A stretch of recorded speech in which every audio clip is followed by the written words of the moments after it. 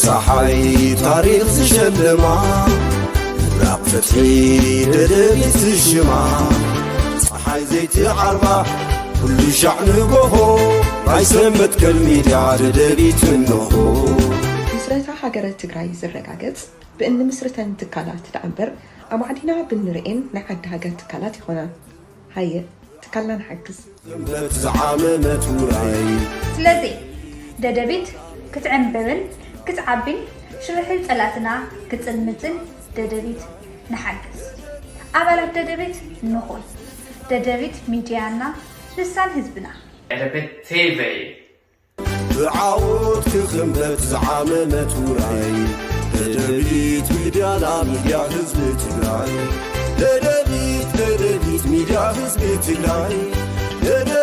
ددبيت ميديا حزب تجراي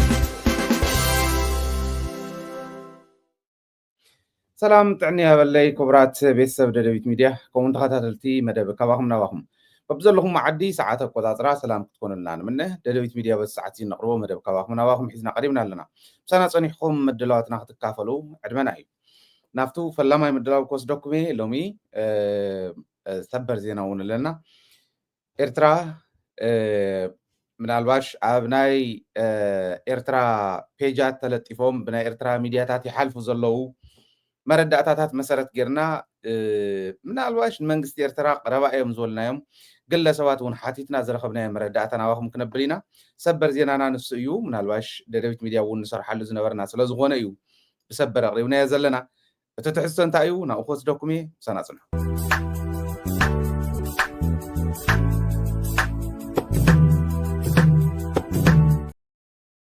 ددبيت ميديا كابن مسرته اللي جميرنا اسكع حزي رخبي حزب إرتران حزب تجراين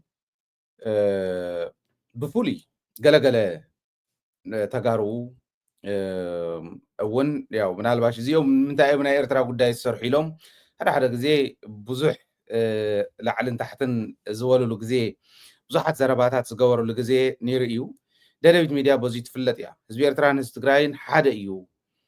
أب تجراي زلوا إرتراو خطقملو أب إرترا زلوا تجراوي خطقملو نوريو تاريخاو إيو زنبرة سلزخونة تاريخاو ون سلزخونة قاع صلعتنا كنددلا يوم شرحتات أتصاويدهم استجراين حزب إرتران كحلكون تمكروا ولا بزح مسوعتنا نكفل ولا تحز خون زلون نخمس زجوروا قليل ولا أنت زي كونه حزب تجراين حزب إرتران جن بحاده خوينو نخم زوالة شرحت صلاة مكيتو نا حد خمس اللوز بالحساب نايدا دبيت ميديا خمس نبرة كم زخونون فلوتيو دا سرحنا تنحنا إنا بزح تقولينا لينا ولا بتجراي وجنون أجازي عنده خالدوس كعزولنا بحري الناس اللي زل عنا خمس زوالو لجزيانيري حججن جزيو وتصيحو تخونتات حزبنا تردو منقستاتو ناتردو كيدوم عبز درجة زي بتصيحنا لنا እቱ ኣብ ርእስትሪ ወዘለኹም ኤርትራ ንሰራዊት ትግራይ ናይ ባሕሪ ወደብ ክህብ ድልውቲ እየ ትብለላ ኢላ ጥራሕተ ይኮነ ብትሕዝቶ ደረጃ ከመይ ዝበለ ረብሓ ኣለዎን ህዝቢ ኤርትራ ከመይ ዝበለ ረብሓ ኣለዎን ህዝቢ ትግራይ ዝብል ብደንብ ድቅቕ ኣቢልና ክንሪኦ ክንምኩር ኢና ኣብ ናይ ሎም መደብና ካብዚ ዝዓቢ እውን ስለዘየለ ማለት እዩ ለዚ መጀመርያ ቅድሚ እዚኡ ናይ ኤርትራ ውሳነ እዩ ኢልና እንቅርቦ ብርስ ጽሒፈ ዘሎ ቅድሚ ምቅራብና እቲ ቀጠና ንራእዩ ተዘዋ ንራእዩ ዘዋና ናይ ሕምስምስ ዘዋ እዩ ዘዋና ጠንኪርካ ወፂኻ ሓድነት ኣስጢምካ ምስ ዝመስለካ ሓባቢርካ ተሓጋጊዝካ እንተዘይኮይኑ ነንባዕልካ እናተባልዕኻ ፈላላይ እናስፋሕኻ ንፀላእቲ ቦታ እናኸፈትካ ዝኽየደሎ ይኮነ እቲ ዘዋ ብሓፈሻ እዩ ዝብል ዘሎ ዘዋ ቅድሚ ኣፍሪካ ናይ ሽብር ወይ ከዓ ናይ ግብረ ራዕዲ ኩነታት ዝረኣየሉ አልሸባብ ዘለሉ ዓለም እውን ብፍላይ ቀይሕ ባሕሪ ዘለሉ ስለ ዝኾነ ትዘዋ ቀይሕ ባሕሪ ማግኔት ወይ መስሕብ ናይ ኢኮኖሚ ዓለም ስለ ዝኾነ ዓለም ብኩሉ መዳይ ኣብዚ ታርጌት ጌራ ትኸደሉ ዘዋ እዩ ነዚ መርኣያ ዝኾነና ጅቡቲ ዘለው ናይ ጦር ቤዝ ወይ ከዓ ወታደራዊ ቤዛት ምርኣይ ይከኣል እዩ ኤርትራ ስለ ዘይፈቀደት ወታደራዊ ቤዝ ኣብ ኤርትራ ዘለዎም ብዙሓት ኣይኮኑን ካብ ዓረብ ሃገራት ወፃኢ ካሊእ ብዙሕ የለን እዚ ጥራሕ ተይኮነ ናይ ኣሜሪካ እውን ኣብ ቀርኒ ኣፍሪካ ዘለዋ ርድኢት ኣብ ቀርኒ ኣፍሪካ ዘለዋ ኣተሓዛ ፍልይ ዝበለ እዩ እዚኡ ብክልተ ብሰለስተ ነገር ክንሪኦ ንኽእል ኢና ሓደ ናይ እስራኤል ጉዳይ ኣብቲ ከባቢ ስለ ዝርከብ ስለዚ ናይ እስራኤል ሴኩሪቲ ንኣሜሪካ ብደንቢ ብጣዕሚ ስለ ዘግድሳ ካልኣይ ካብ ዓረብ ሃገራት እትረኽቦ እቶት እትረኽቦ ምህርቲ ስለ ዝጠፍኣ ሳልሳይ ካብ ቀርኒ ኣፍሪካ እውን እትረኽቦ ኢኮኖሚያዊ ረብሓ ምናልባሽ እቱ ኢንሴኪሪቲ ኣብ ቀርኒ ኣፍሪካ ዘሎ ነቶም ክልተ ቅድም ኢለ ዝገለፅክዎም እውን ኣፌክት ስለ ዝገብሮም በዚዩ ንኣሜሪካ እውን ዋና ታርጌታ እዩ ኣሜሪካ እንድሕረኡ ታርጌት ጌራ ካብ ዓረብ ሃገራት ዝረኽቦተን ካልኦት ኮሙኒስት ዝበሃል ዓድታት ቻይና ራሻ ካልኦት እውን እዚ ስለ ዝተርፈን ዝወዳድራሉ ዝዕንድራሉ ዝገጥማሉ ቀጠና እዩ ከም ቀጠና ከም ዞባ እቲ ዞባ ከምኡ ኮይኑ እንዳሃለወ ናባና ስፔሲፊክ እንተጌርናዮ ኢትዮጵያ ኤርትራ ትግራይ ሱዳን ከባቢ ዝሓዘ ሶማሊያ እውን ኬንያ እዚኣተን እውን ብካልኣይ ደረጃ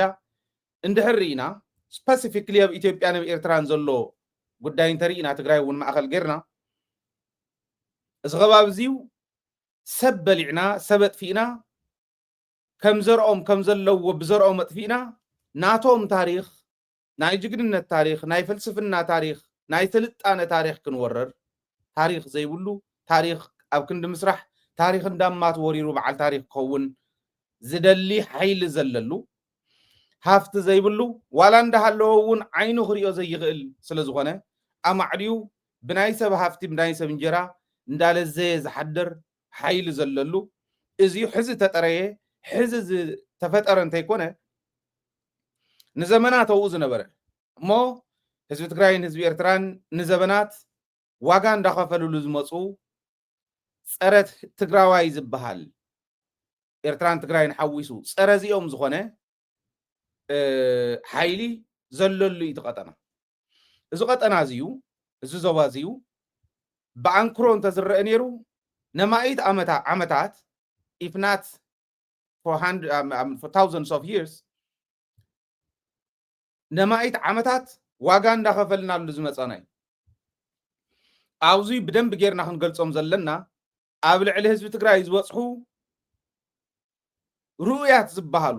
ከም ብቐሊሉ ስኢልና ክንሓልፎም ንኽእል ዋላ ዋጋ እንተኸፈልናሎም ገዲፍና እቶም ዓበይቲ 8 ጀኖሳይድ ተፈፂሙላ እዩ ትግራይ ነቲ ቀጠና ብዘይምርዳእ ዝብል ዘሎ እዚ ዘይተረዳእናዮ እንተሓሊፍና ብፍላይ ሽርሒ ፀላእቲ ብደንብ ገይሩ ዝተገለፀሎም መንጎ ኤርትራን ትግራይን ዘሎ ኣፈላላይ ብሽርሒ ፀላእቲ እሞ ብናይ ደገን ብናይ ውሽጥን እዚ ተረዲኡ ክልቲኡ ህዝቢ ናብ ሓደ ዝመፀሉ እንተነኣሰ በተሓሳስባ ተደጋጊፉ ዝኸደሉ ሓደ እንትውቃዕ ሓደ ዘራይ ዝኾነሉ ኩነታት እንተዘይተፈጢሩ እንደገና 9 10 እንዳበልና ዓይነታት ጀኖሳይድ እናቆፀርና ክንከድ ኢና ኢለኩም እየ ዝሓለፈ ካብ የዲት ጉዲትን ግራኝ ኣሕመድን ጀሚሩ ካብ በዓል ዘርዓ ያዕቆብ በዓል ደጃት ውቤ በዓል ምኒልክ በዓል ሃይለ ስላሴ በዓል ደርጊ ጀሚሩ እቲ ናይ ሕዚ ደርጊ ኣብይ ኣሕመድ እውን ሓዊሱ 8 ጀኖሳይድ ኣብ ትግራይ ተፈፂሙ ሩኡይ ዝኾነ እዩ ዝብል ዘሎ እቶም ገሊኦም ኣብ ልዕሊ ህዝቢ ኤርትራ እውን ተፈፀሙ እዮም እስካዕ ደርገብ ዝነበረ ሓቢርና ኢና ከፊልና እዮም እታ ናይ ሕዚ ናይ ዝሕዚ ዝኒሄ ደርጊ ጥራሕ ናይ ኣብይ ኣሕመድ ጥራሕ እዩ ህዝቢ ትግራይ በይኑ ከፊልዋ ትስተረፈ ግን ብምልኡ ትግራዋይ ሓደ ስለ ዝነበረ ኩሎም ብሄራት ኣብ ትግራይ ዘለዉ ይኹኑ ኣብ ኤርትራ ዘለዉ ኣብ ብሄረሰባት ብሄሮም ትግራይ ስለ ዝኾነ ሓቢሮም ዝኸፈልዎ እዩ ነይሩ እስካዕ ደርጊ እቲ ናይ ሕዚ ግን ፍሉይ ዋጋ ህዝቢ ትግራይ ከፊሉ እንደገና ፍሉይ ዋጋ ህዝቢ ኤርትራ ንክኸፍል ኣብ መንገዲ ኣሎ ህዝቢ ትግራይ እውን ክሓልፎ እዩ ማለት ኣይኮነን ግን ድሓን ንስኹም ፅንሑ ንዝተወሰነ ነቲ ሓደ ወገንኩም ነቲ ሓደ ኣካልኩም ከዓ ዋጋ ክነኽፍሎ ዝብል ሕቶ እዩ ዳይሬክትሊ ካብ ኣብይ ኣሕመድ መፅዩ እዚ እንዳገለፅናዮ መፂና ኢና ሓግዙን እሞ ንኤርትራ ንውረራ ዝብል ንስኹም ዋጋኹም ኣኽፊልናኩም ኣለና መበል ሻምናይ ጀኖሳይድ ኣብ ኤርትራ እውን ክፍፀም ኩሎም ቶም ዝቆፀርክዎም በቶም ሽርሓውያን ጸላእትና ታሪኻውያን ጸላእትና ዝተፈጸሙ ስለ ዝኾኑ እሞ ሻምናይ ጀኖሳይድ ኣብ ኤርትራ የተፈጸመን 7-8 ኣለኹም ስለዚ ኣብኦም እውን ክንፍጽም ሓጉዙና ኢሎም ሰለስተ ዙር ሕቶ ኣቕሪቦም ብደንብ ክትርድእዎ ደልየ እቲ ሕዚ ኤርትራ ኢላቶ ዘላ ብሰበር ነቕርቦ ዘለና ትርጉሙ እንታይ ምዃኑ ክትርድእዎ ምእንታን እየ ዝብል ዘሎ ስለዚ ሰለስተ ዙር ሕቶ ኣቕሪባ ሻምናይ ጀኖሳይድ ኣብ ኤርትራ እውን ክፍጸም ሓጉዝኒ ሰራዊትኩም ይሓግዘኒ ኢላ ኣይኾንን ተባሂላ በሉም ወድሓን ኣዘዝ ተሃውን ኢላ ኣይኾንን ተባሂላ በሉም ወድሓን ቦታ ሃውኒ ሽረን ዓድግራትን መቐለን ሃውን እሞ ኣብኦም ኮይነ ብድሮንን ብጀትን ዘመናዊ ዝኾነ ውግእ ከካይደሎም ዘመናዊ ብዝኾነ ውግእ ሻምናይ ጀኖሳይድ ኣብ ኤርትራ እውን ክፍጽም ኢላ ኣቕሪባ ሕቶ እቲ ጅግና ሰራዊት ትግራይ ንሕና ከምቲ ደንቂሮም ንሶም ኣብ ክንዲ 7 ጀኖሳይድ ተፈጺሙልና እዩ ሓቢርና እሞ ሕዚ እውን ሻምናይ ከይፍጸመና ሓቢርና ንኺደብ ክንዲ ምባል መጺኦም ምሳኹም መላፍንቲ ኮይኖም ዝፈጸምዎ ግፍዒ ኣብ ልዕሊኦም ክድገመ ይንገብር ንሕና ከምኡ እንተጌርና ደኣ ካብኦም እንታይ የብልፀና ዝብል ሕቶ የቕሪቡ እምብለይ ስለ ዝበለ እቲ ሕዚ ትርእይዎ ዘለኹም ከፍርስዎ መኪሮም እዮም 3-4 ዙር ኣዘዝቲ ክፈላልዩ መኪሮም ሰራዊት ትግራይ ናብ ትሕቲ እቲ ልኡኾም እቲ ሕዚ ኣማኻሪኦም ኮይኑ ህዝቢ ትግራይ ንኽጠፍእ ህዝቢ ኤርትራ እውን ንኽጠፍእ ዝገብር ዘሎ ጌታቸው ረዳ ኣብ ትሕቲኡ ንኽኸውን እውን መኪሮም ጻድቃን እውን መኪሩ ኩሉ ነገር ክገብርዎ ዝኽእሉ ነገር መኪሮም ኣይከኣሉን መወዳእትኡ ብደሞዝ ጸኒሐ ከቕርበልኩም ካሊእ መረዳእታ ኣለኒ ብደሞዝ ኣታሊሎም ብገንዘብ ኣታሊሎም መናእሰይ ዕሾም ወሲዶም ኣብ ዓፋር ደብ ካሊእ ኣሰልጠናዮም ኢሎም ንዕኦም ዋላ ኣዘዝቲ ሰራዊት ትግራይ እንተዘይሓገዙና ዋላ ሰራዊት ትግራይ እንተዘይሓገዘና ዋላ ኣብ ትግራይ መሬት እንተዘይተዋሃበና ናይ ድሮን ስቴሽን እንተዘይተዋሃበና ንሕና ሽግር የብልናን ኣውፂና መናእሰይ ኣታሊልና ክንእትዎም ኢና ናብ ኤርትራ ንሶም ገቢርና ንኤርትራ ሻምናይ ጀኖሳይድ ክነብፅሕ ኢና ኢሎም ንትግራይ እውን ዝምሕራ ኣይኮነን ታሻዓይ ክኾን የብ ትግራይ እዚ ንክገብሩ ይዳለውሎ እዚኦም ዝገብርሉ ስጥራሕ ኣይኮነን ጸኒሐ ካሊእ መረዳእታ እውን ኣለኒ ቶም ልኡኻቶም ኮይኖም ኣብ ትግራይ ዝሰርሑ ዝነበሩ ሕዚ እውን ልኡኻቶም ኮይኖም ብካሊእ መንገዲ ቀይሮም መፅኦም ኣለዉ ንሱ ጸኒሕና ክንርኢ ኢና እቲ ሰበር ዝብሎ ዘለኹ ህግደፍ ወይ መንግስቲ ኤርትራ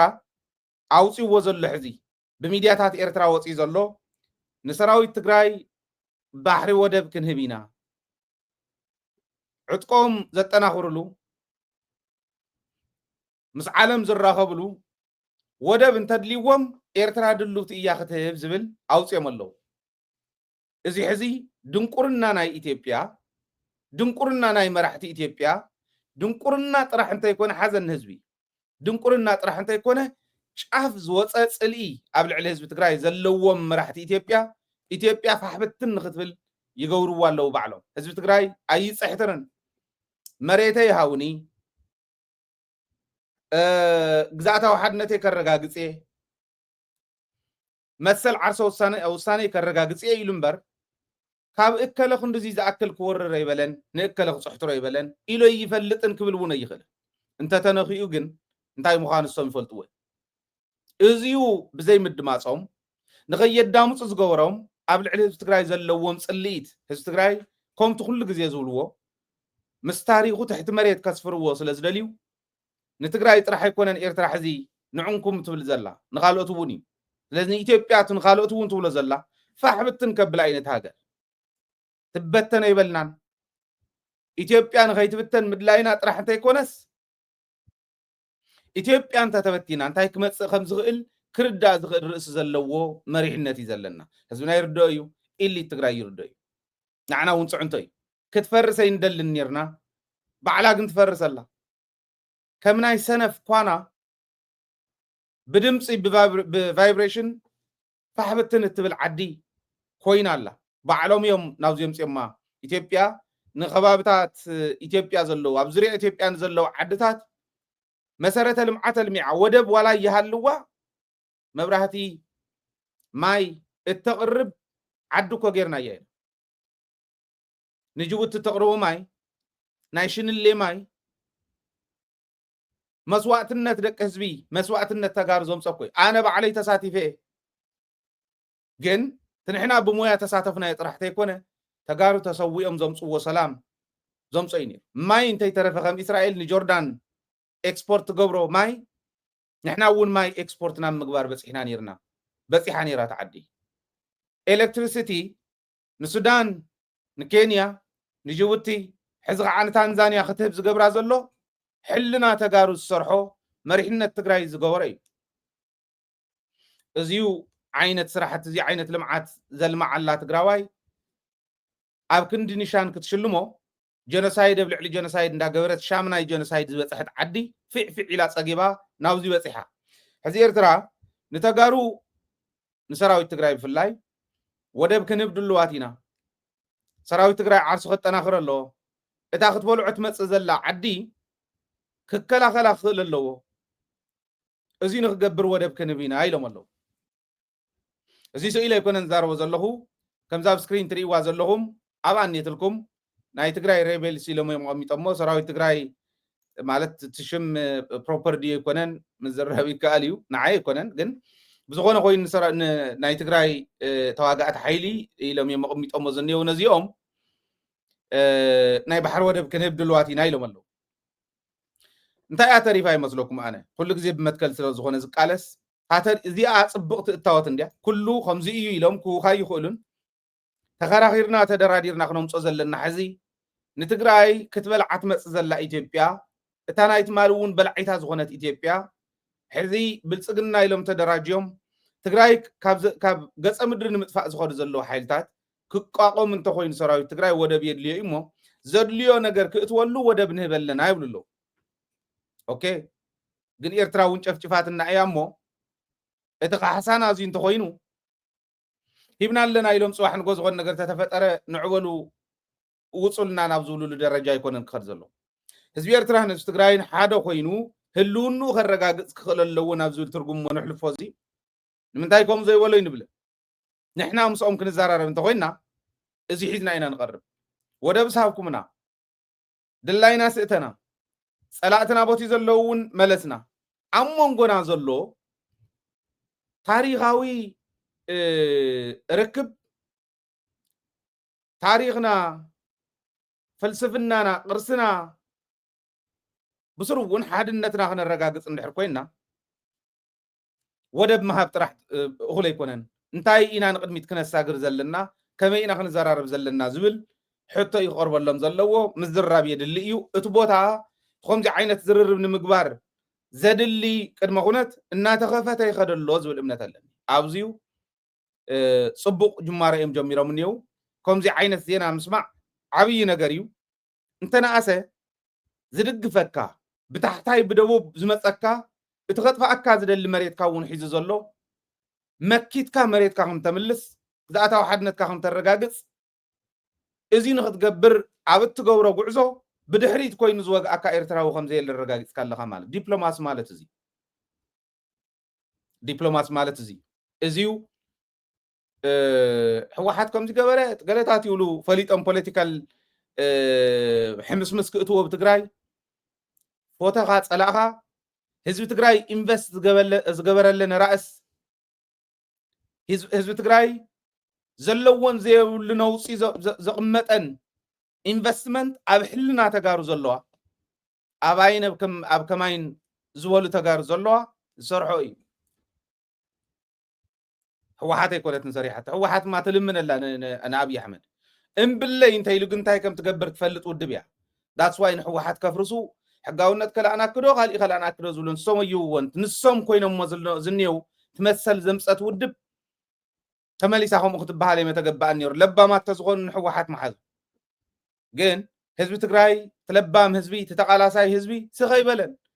መስዋዕትነት ከፊሉ ዝተኸለን ተኽሊ ንሕና ኢና ፈርየ ነውዚ በፂሐን ተፈተወ ተፀልአ እንተነኣሰ ዲፕሎማሲ ንህዝቢ ትግራይ ተሰሪሑ ካልኣይ ዘይጭፍጨፈሉ መንገዲ ንምግባር ንድሕሪት ኣይንብል ሚድያ ጥራሕ ኣይኮና ንመርሕ ደናቁር ኣይኮና ተፈተወ ተፀልአ ዝተበፂሕ ኣሎ ሃይለ ካልኦት ሃይለ መሰላት ኣብ ልዕሊ ህዝቢ ትግራይ ክመጽእ ዝኽእል እንተኾነ ይመጽእ እንተ መጽኡ ግን ኦቨርናይት ክትምልሶ ትኽእል ሓይሊ ጥራሕ ክኸውን ከም ዝኽእል ጌርና ኢና ክንሰርሖ ንድሕሪት ኣይንብልን ለሚናዮምስ ኣብዮም ተዘይበልዕናኩም ኢሎም ተዘይበልዕናኩም ጥራሕ ኣይኮነን ዕሪና ቀጥቂጥና ኸታቲፍና እንተዘይበልዕናኩም ኢሎም ከም ጤል ቀቂሎም ክበልዑና ከም ምዃኖም ነጊሮምና ከምኡ ገይሮም በሊዖምና እሞ ካልኣይ ሳልሳይ ነቲ ተረፍ እውን ክንበልዖ ክብሉ ከለዉ ከፊልና ንፅበ ይኮንናን ክብል ደልየ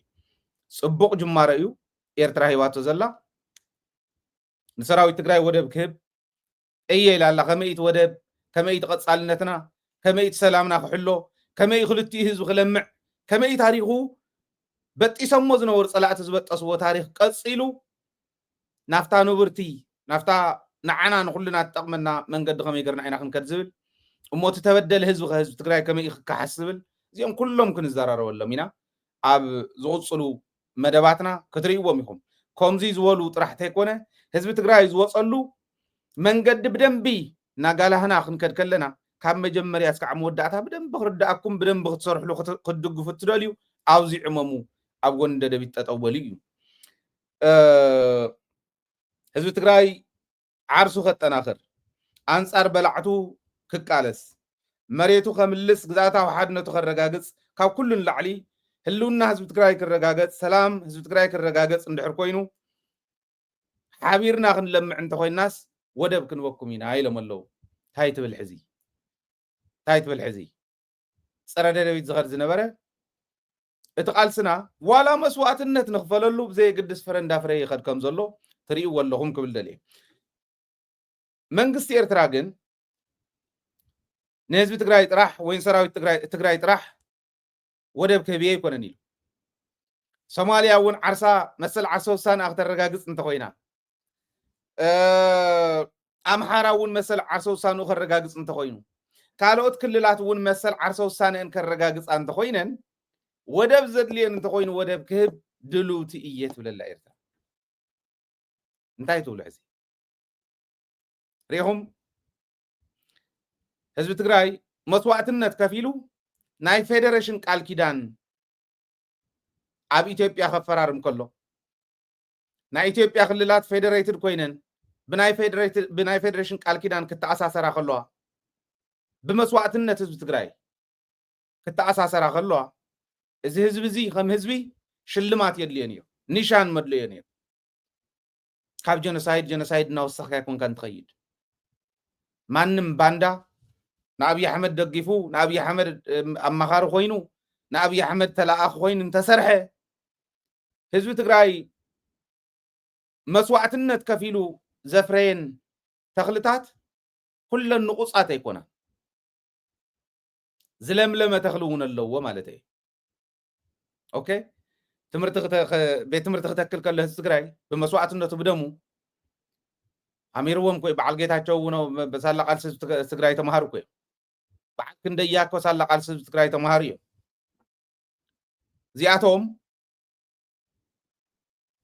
ንህዝቢ ትግራይ እንታይ ይፈድይዎ ኣለዉ ትርእይዎ ኣለኹም ተን ዝነቐፃ ተኽሊ ማለት እዚአን እየን ግን ሓልሓሊፈን ዝረኣያ እምበር ሙሉእ ለምለም ክኾነሉ እዩ ህዝቢ ምንም ጥርጥር የብለይ መብዛሕትኡ ዝለምለመ ተኽሊ ስለ ዝኾነ ዘፍረየ ለዚ ንኩሎም ናፅነቶም ከረጋግፁ ደልዩ ህዝብታት ብሄራትና ኢትዮጵያ ወደብ ክህብየ ናፅነቶም ከረጋግፁ ይኽእሉ እዮም ኢሉ ኣሎ መንግስቲ ኤርትራ ብሚድያታት ኤርትራ ዝወፀ ስለ ዝኾነ ናይ መንግስቲ ቅዋሚ ዝብል እምነት እዩ ዘለኒ ኣነ ብዘለኒ ርድኢት ብዘለኒ ዝርርብ ምስቶም ሓቢሮምኒ ዝሰርሑ ህዝቢ ኤርትራን ህዝቢ ትግራይን ሓደ ኮይኑ ፀላእቲ ክምክት ኣለዎ እምበር እንዳተባልዓና ክንነብር የብልናን ዝብል ርድኢት ዘለዎም ኣብ ጎኒ ህዝቢ ትግራይ ተሰሊፎም ንሕና እውን ኣብ ጎኒ ህዝቢ ኤርትራ ክንስለፈሎም ዝደልዩ ግለሰባት ኮኑ ውዳበታት እኹል ዝኾነ መረዳእታ ስለ ዘለኒ እዚዩ እቲ መትከል መንግስቲ ኤርትራ እዩ ዝብል እምነት ኣለኒ ኩሉ ክሓተት ይኽእል እዩ ስለዚ ማሕራ እውን ትሕተት ኦሮሞ እውን ትሕተት ንድሕር ካብቲ ሕዚ ዝኒሄ ፖለቲካዊ ቅዋም ወፃእ ዝኾነ ኦሮሞ እንተሃልዩ ሶማልያ እውን ከምኡ ካልኦት እውን ከምኡ ክብል ደልየ እዚ ክትገብር ከላ ኤርትራ ግን መንግስቲ ኢትዮጵያ እየ ዝብል ዘሎ ናይ ብልፅግና ፓርቲ ዝገብሮ ዘሎ بدن بغير كامر دا يدلي إرترا خمزي تبل اللامبر إثيوبيا خاهم إلى تግራይ أبساويسا تግራይ بتينا إرترا أبساويسا إرترا بتينا كتكدلو تدل يمنقد خمز اللوا برؤي ممسكاري كالي كابزي أتم حدا أب تግራይ زغير زلون رأيو نبين فلينا اتحد زغر زلون بدنبي كنريو سلا زلنا لب زلو لبيلو نتم تلاقتنا أبي حمد زخون زلو بدنب خمل سلا زلو كمي إنازي يخون جنزوا زلنا تزخون زنبرن تزخون زلون حوسنا نرأي أب تግራይ أو إرتراون كنريين تناي تግራይ جنتاي يمثلي تحت قبل على حزب تግራይ مجمريا جنسايد كفصم كله ملافن تحيزم مصيوم ولا إرتراويان ونا وخاتو غيرهم نفس تግራይ يصلي زولهم كلهم ملافن تخون وزغلو حزي مصينا أبي أحمد ازيو سالا قلصم تغارو تمليسي ولا ببزح من قد يمكري هالو اسكع حزن لا تملس خمزلو نردوينا سالا قلصم سراوي تግራይ سالا حبرة حزب تግራይ دقن وشتن زلو مانم حقاز زي بلو بجكا سوسو نفتي أنت ريقوم عبد الجزنور إرتراويان ونحويسو بجكا زيوم حقاز زي بلو بينو تقاليس حزب تግራይ مليسوهم إزيتنا مجمري عينين كاوغن إزي يكون المسولو بقلصم حزب تግራይ تطويهم بغاليتهم توطيتهم بريتوريا خوصح كلو صلاتي ا بريتوريا ون بانداتا تفريهم قدمي زلقوهم زنبرو اتهم عند حقوق بوليتيكا تግራይ كوينم زغلغلو زنورياتاتنا نخطفو عوشت تግራይ كوينم مستقالستي مسجغان سراوي تግራይ كوينم زقالسو مسيلهم حزب زودو انتي ترفليخو سريعو مكيرو مسواتነት دا نخفل بركم تزولكو حزب تግራይ زتخلن تخلي زفريو ولدو ولا غردن تزي تسانو مبزحتو صروي سلازخونه سالاتو صروي حلنا زلوو تقالاساي حزبي مساسيلنا نملافنت صلاتي شوشو سراويت صلاتي تلافينهم زمصنا مكيتنا خيدنا بريتوريا بصحنا اتم لوخات بانداتات تم غردغن سرحهم يقارصون منግስት ትግራይ ንምፍራስ علمهم مصيوم سلطان نمحاز علمهم مصيوم كل زكالهم مكيرهم كل زكالهم مكيرهم ጻድቃን መኪሩ ጌታቸው መኪሩ በዓል በየነ መኪሮም እቶም ሐሳዳት ሩኹሳት ምሁራኒና ባህል ተባዓል ክንደያ መኪሮም ካልኦቶም ውን መኪሮም ህዝብ ትግራይ ይፈልጦም እዩ ሳላ ደደቢት ብግልጽ ይፈልጦም እዚው ሃይለ ኸጽልመይ ደሊ ንፉዕ እንተሃልዩ لما أنت تمليس مال باند هذا نبره لومي نفع خوين أنت مصيون نفع إلا لومي لا إنا نقدر باندان نتوم جن هستقرايون بدم بيجرز فلات أمي بازي مكير هستقراي كفرسوه بطنا حزي نا أبي أحمد المخاري نا جنسايدر المخاري جيتا تشور الداز مرح لببل بشو ما بنسوي عيوم بأمخاري جنسايدر أبي أحمد زخنة ጌታቸው ረዳ ዝምራሕ ዝነበረ ብደገ ኮይኑ የማኽር ንዘል ብዘሎ ብጻድቃን ይምራሕ ዝነበረ ጉጅለ ህዝብ ትግራይ እንደገና ከበሳብስ ጀሚሩ መኪትና ብዘይ ምሕረት መኪትና ከምዘይ ይሐልፍ መኪትና ህዝብ ትግራይ ኣብ ዝኾነ ይኹን መዋዕሉ ብዘይ ርስዑ መንገዲ ደገን ውሽጥን ኮይና መኪትና ንሕና ውን ጽዒርና ዝከኣለና ኩሉ ጌርና ህዝብ ትግራይ ጽዒሩ ብሕብረትና ሕጅውን ولا خلح لحوه حبرتنا انت صعروا مكيتنا وصينا يوم وصيهم بريرهم كيدهم زطفوا وصل اسفلت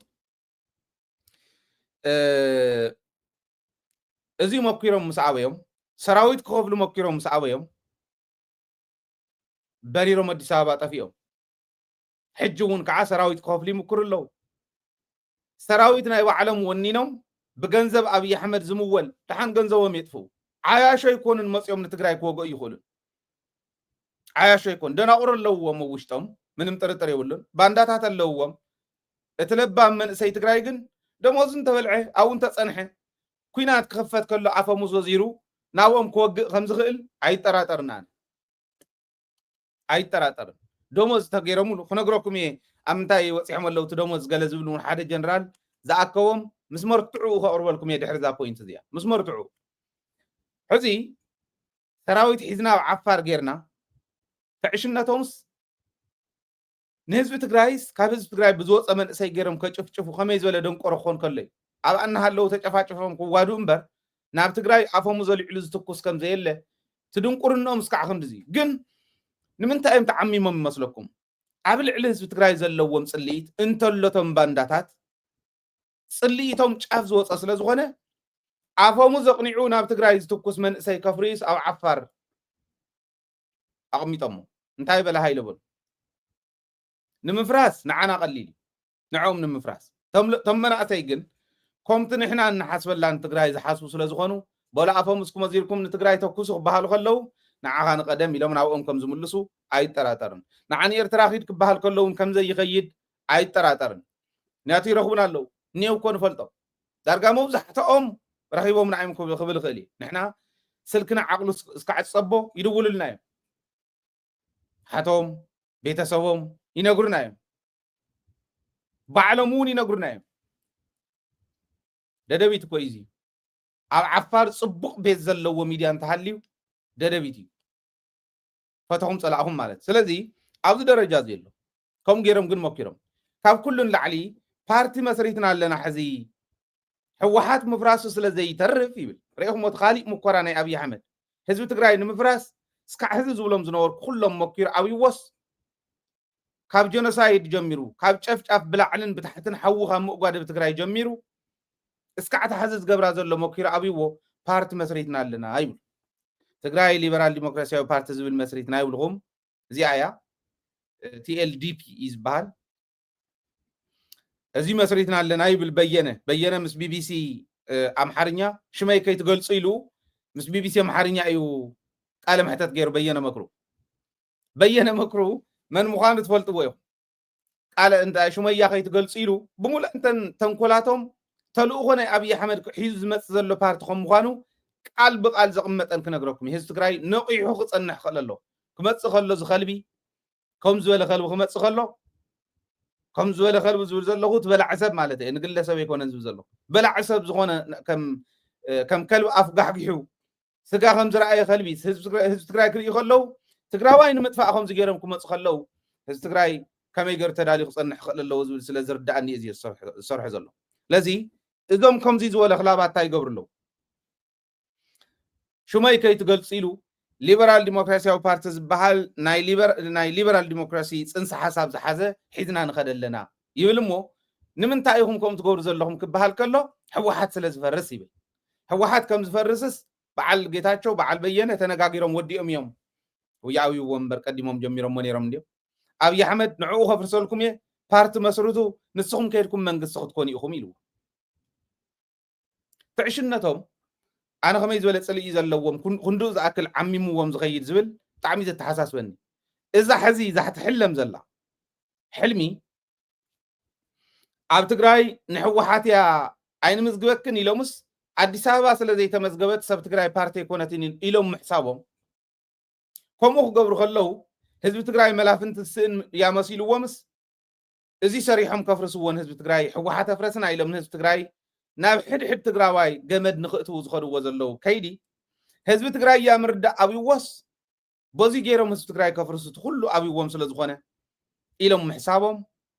ብርግፀኝነት ውፅኢት እንታይ ክኸውን መስለኩም ብልፅግና ዝበሃል ፓርቲ ሻንጣኦም ጠቕሊሎም ናብሱ ዘቕመጡሉ ገንዘብ ናብ ዘቕመጡሉ ዓዲ ገዲፎም ከም ዝሃድሙ ጥርጥር የብለይ ኢትዮጵያ በቱ ዘላቶን ተቐፂላ እስካዕ ዝቕፅል መረፃ እውን ፀንሐ ይመስለንን ብልፅግና ሃይለ እንታይ በለ በሎ ስሙር ለይዛ መዓልቲ እዚኣ ብርግፀኝነት ፀረ ሱዳን ትኸድ ኢትዮጵያ ፀረ ኤርትራ ትኸይድ ኢትዮጵያ ፀረ ትግራይ ትኸይድ ኢትዮጵያ ፀረ ብሔር ብሔረሰባት ትኸይድ ኢትዮጵያ ፀረ ሶማልያ ፀረ ጅቡቲ ትኸይድ ኢትዮጵያ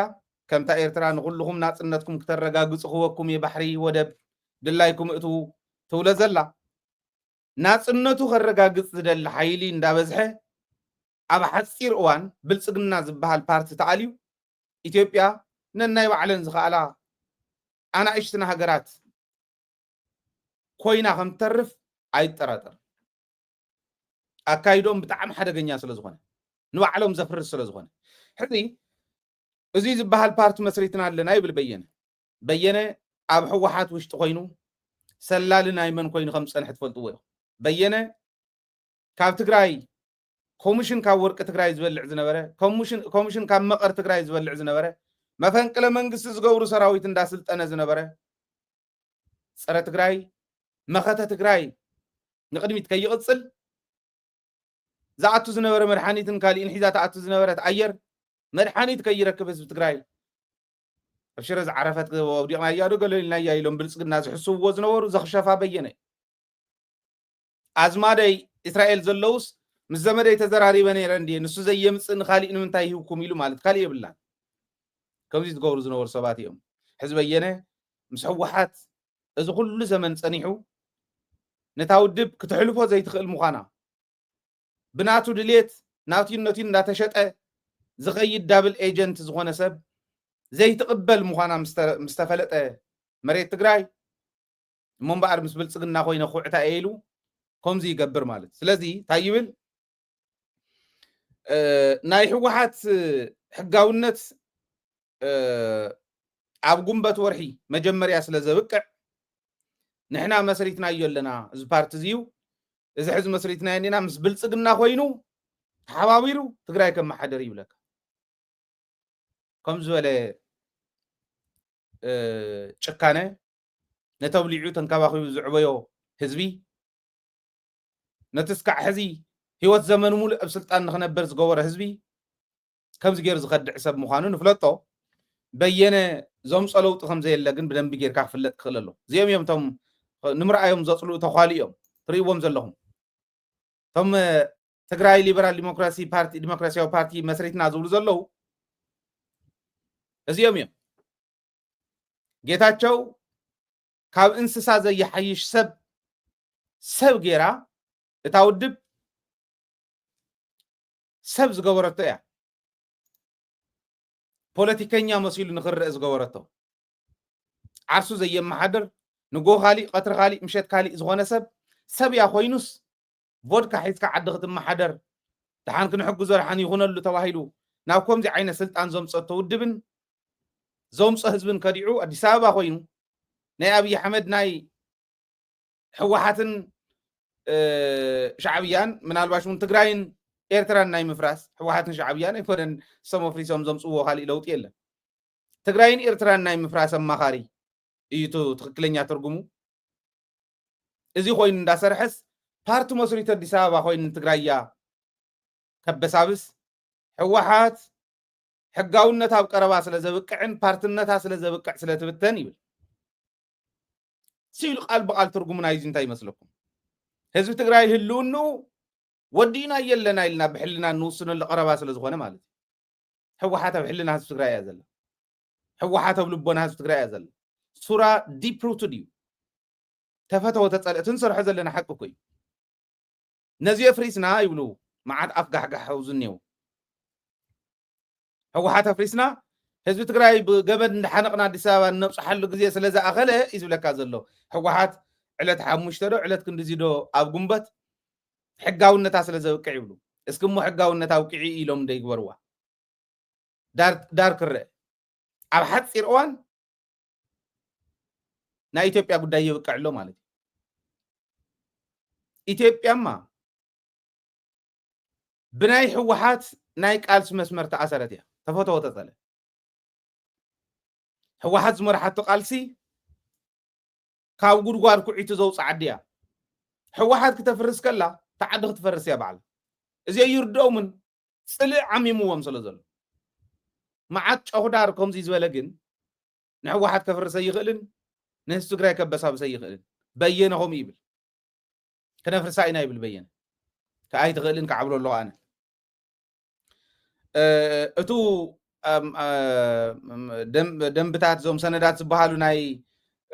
ናይቱ ሓድሽ ዘጣይሽዎ ፓርቲ ወዲና ኢና እቲ ከይዲ ብመረፃ ቦርድ እውን ይፍለጥ እዩ ይከታተልዎ ኣለዉ ይብል እንታይ ብመረፃ ቦርድ ጥራሕ ዳ ኣብይ ኣሕመድ ባዕሉ ዶ ኣዚዝ የስራሓኩም የሎን ተላእኽቲ ናይ ብልጽግና ጽባሕን ጎሆ ክቕየር ይኽእል እንዲ ዝብለና እቲ ሽም ናይ ትግራይ ሊበራል ዲሞክራሲያዊ ፓርቲ ዝብል ጉባኤ ስለ ዘይገበር ናብ ጉባኤ ክቕየር እውን ይኽእል እዩ ክመሓየሽ እውን ይኽእል ይብል ካልእ የብላን ኮ እዚኣ ጽባሕን ጎሆ ሕዚ ከምዚ ኢልና ትግራይ ዝብል ሽም ሒዝና ትግራይ ሊበራል ዲሞክራሲያዊ ፓርቲ ኢልና ንኸይድ ጉባኤ ክንገብር ከለና ሕወሓት ፈሪሳ እያ ኢሉ ምስ ኣወጀልና ፌደራል መንግስቲ ግን ናይ ትግራይ ብልጽግና ኢልና ክንሾሞ ኢና ክንስይሞ ኢና ይብለካ ምክንያቱ ኣብርሃም ኣለዉ ካልኦት ኣለዉ ብልጽግና ትግራይ እንዳበሉ ዝቕልዱ ዝነበሩ ቆልዑ ብምልኦም ኣለዉ እዚ በዓል እዚኦምስ ኣብ ትግራይ እያ መፅኦም ክወዳደሩ መንግስትነት ኣብ ዝቕፅል መረፃ ክንወዳደር ኢና ሕወሓት ወይ ትወዳደርን በየነ ዝብሎ እየ ዝብለኩም ዘሎ ሕወሓት ኣይትወዳደርን ንሕና ክንወዳደር ኢና ስለዚ ንሕና ክንስዕር ኢና ትግራይ ክነመሓደር ኢና ይብል በየነን ክንደያን ጌታቸውን ከም ዘለውዎን ባዕሉ ኣሚኑ ኣሎ ኣነ ኣለኽዎ ማለት ሽሙ ዘይገለፀ ንሕና ድሓር ፈሊጥና የለና ኣነ ኣለኽዎ ጌታቸው ኣለዎ ክንደያ ኣለዎ ኢሉ ሰለስቲኦም ውስቶም ጉዳት ጌታቸውን ክንደያን ኣብ ናይ ፓርቲ ወንበር ይንረኽቦምን እንዳሰተዩ ጫት እናቐሓሙ ዘውፅዋ ኢዲዮሎጂ ገደል ክእትዋ ንትግራይ መን ምዃኖም ንፈልጦም ኢና ገንገን እንዳሸተትካስ ካብኡ ዘይወፃኻ ንባዕልኻ ካብኡ ክትወፅእ ዘይከኣልካስ ንህዝቢ ትግራይ እያ ክተውፅእ ኢልካ ክተታሎ እሞ ከዓ ምስ ፈለጠካ ተሸፊኖም ኣብ ዝነበሩሉ ቅድሚ ሕዚ እንተዝኾን መሸነፉ ነይሮም እንተነኣሰ ተወዳደሩ ነይሮም ከንገዳግድዋ ነይሮም እዮም ንሕወሓት ሕዚ ግን ኣብቲ ሕሉፍ መኸተ ምስ ፀላእቲ ዝሰርሑ ዝነበሩ በዓል ክንደየ ኣብ ሕሉፍ መኸተ እንዳቐለደ መፅኡ ዘይተፈለጠ መፅኡ ድሓር ጉዱ ዝተፈለጠ ጌታቸው ኣብቲ ሕሉፍ መኸተ ትግራይ ንድሕሪት ክምለስ ዝፅዕር ዝነበረ በየነ እዚኦም ኮይኖም ስያ ንህዝቢ ትግራይ ከሽውድዎ ከመይ ዝበለ ክኾን ከሎ ከመይ ልኩዕሹ ከሎ ክግራህ ከሎ እዩ በዚኦም ክታለል ኣይኸውንን ኣይትጠራጠሩ በዓል እዚኦም ዘሽንፍዎ ህዝቢ የብልናን ሕዚ መንእሰይና ንቑሕ እዩ ሕብረተሰብና ንቑሕ እዩ ፀላእቲ ሰዲዶም ብፀላእተ ጭፍጭፎም ሚስጥር ህዝቢ ትግራይ ዝበሃል ኩሉ ዘፍዚፎም እንተዝኽእሉ ነይሮም እውን ትግራይ ትኳዓት ታንክ ቀቢራ እያ መድፍዕ ቀቢራ እያ ሮኬት ቀቢራ እያ ዝብሉ እዚ ዝብሉ ሰባት ተኣኪቦም መፅኦምስ ንትግራይ ክኩዕትዋ ዲና እሞ ቦታ ክንከፍተሎም ትኳዓት ኮ እዮም ኢሎም ትኳዓት ትግራይ ኢሎም ምሽጥር ትግራይ ብሙሉእ ሒዝናዮ ወፂና ኢና ይብል ጌታቸው እውን እሞ እንደደኣ ዝሓዝካያ ሚስጥር ተግብር ከማኽረካ እየ ሕወሓትን ሻዕብያ ነፍሪስካ ብሻዕብያን ብሕወሓትን ሽም ህዝቢ ትግራይ ሙሉጭ ኣቢልካ ክተፀርቕ ከማኽረካ ኢሉ ናይ ኣብይ ኣሕመድ ናይቲ ጀኖሳይደር ኣማኻሪ ንምዃን ንድሕሪት ዘይበሉ ጌታቸው የለ ክንደያ የለ ተውዝኔ በዓል ካልኣይ ሃገር በየነ እውን ምክንያቱ በየነ ዝጠፍኣሉ ዓዲ ኣለዎ ሕሕ እንተተባሂሉ ብር ኢሉ እስራኤል ከኣቲ ኣባይ ወልድኾም ኢልዎ ይበሃል ሕምስ ምስ ኣበሎም ኣብ ሕወሓት ውሽጢ ዋ ገለገሊኹም ግደፉና እንዶ ንሕና እኮ ካልኣይ ሃገር የብልናን ኢሉ ይበሃል ካልኣይ ሃገር የብልናን ተዓድና እዚኣ እያ እሕመቕናያ ፅበቕናያስ ትኾነናስ እዚኣ እያ እምበር ካልኣይ ሃገር የብልናን ኢልዎ ይበሃል ኣባይ ወልድ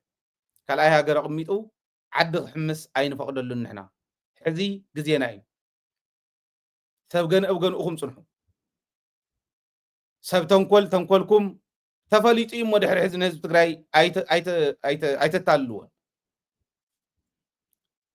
ከምዚ ክገብሩ ከለዉ ብተንኮል ክመፁ ከለዉ ሕወሓት መማረፂ ዘይብላ መማረፂ ምዃና ብተግባር ንህዝቢ ትግራይ ይነግርዎ ኣለዉ ዝብል እምነት ኣለኒ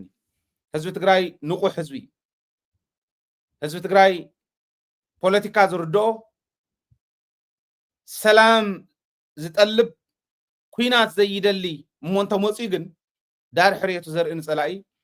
ብከምዚ ዝፍለጥ ጅግና ህዝቢ እዩ ክተታልልዎ ይትኽእሉ ድሕሪ ሕዚ ካብ ፓርቲ ክንመፃ ኢና ኢለ እየ ቃል ኣትየልኩም እየ ክንመፃ ኢና ሓደ ብሓደ ክንሪኦ ኢና መሬት ትግራይ ይሸየጥ ይለወጥ እዮም ዝብሉ ባይዝ ወይታ ኣይዲዮሎጂኦም ንሱ እዩ መሬት ትግራይ ይሸየጥ ይለወጥ ኢልካስ ሸይጠሞ ዘለዉ ሸይጠሞ ዝኸዱ እሞ ዘይኮነሎም ህዝቢ ትግራይ ምስ ሰራዊቱ ኮይኑ መሬቱ ከምልስ ግዛእታዊ ሓድነቱ ከረጋግፅ ዝኸዶ ዘለዉ እንታይ ተረፈ ኣብ ውሽጢ ዝሽየጥ ፅራሕ ከይመስለኩም مريت قلسو أوني قورم ما يشطي لو وطو مالت بقى أنا برجو عد غيرم ما ناي إلي تعد غيرم ما خف كولو جبار تقراي إتسمانين حمشتن برسنت بحال تقراوي تقلال 85 إزي بملو دم سيسوم كافت الترف 15 ون بعل جنزب زنبر الله جنزب حيزوم اليوم زي نصم كالي خنبر زي خيل الله تقراي غيرم كسرعو يوم كم إلى موصيمني كن موصينا حدا بحال قال ديالن قال سنت خوين قال سيق مسل زلو هزنا ونقو حسل زغونه بغانو زور دوي مالت ازي طرح يكونن زغور زلو زون غودات زي كم تقدم الى زولكو سراوي تግራይ كفافيلهم نعفار وسيدهم منسي اتاليلهم ننو على خواغو وني سرح له عشاي كونن زولكو نزي كنبتنا تدلينا بقليل زبتني سرون عاتهم محقوس خوني ولن ገንዘቢል ግን ትዝኸደውን ትገንዘብ ዝበልዕ ዘሎ በሊዕ እንተ ኮይኑውን በሊዕ ዝብልዎ ዘሎ እምበር ይበልዕን ተባኢሶም እዮም ተባእሶም ከቅርበልኩም እየ ናልባሽ እዚኣ ራእይዋ እዚኣ በያ ብደንብ ጌርኩም ራእይዋ ኣብታ ቅድሚት ዝኒሄ ጀነራል እውን ራእይዎ ሽሞ ይፅውዖን ቆዊዕ ገይሩ ዝኒሄ ጀነራል ራእይዎ ኣነ ሽሞ ይፅውዕን ሕዚ ምክንያቱ ቅድሚ ሕዚ እውን ከምዚ ጌርና ነልዕሎም ዝነበርና ኣይገበርናን ኢሎም ኣታሊሎም ንህዝቢ ትግራይ ይኸዱ ስለ ዝነበሩ ራእይዎ ሕዙን ደጊመ ኸሪእኩም እየ ቅድሚት ፃዕዳ ሸሚዝ ገይሩ ቆዊዕ ገይሩ ዝኒሄ ጀነራል ራእይዎ ጀነራል እዩ ታገብር ናብዚኦም ከይዱ ታገብር ናብቶም ንብሎም ዘለና ከይዱ ትማሊ አይ ቲንክ ከባቢ ሰዓት 3 አዲስ አበባ ኣትዩ ሶሪ በቅኑ ትማሊ ከባቢ ሰዓት 3 አዲስ አበባ ኣትዩ ክምለስ ይድሕር 3 መዓልቲ ናብኣ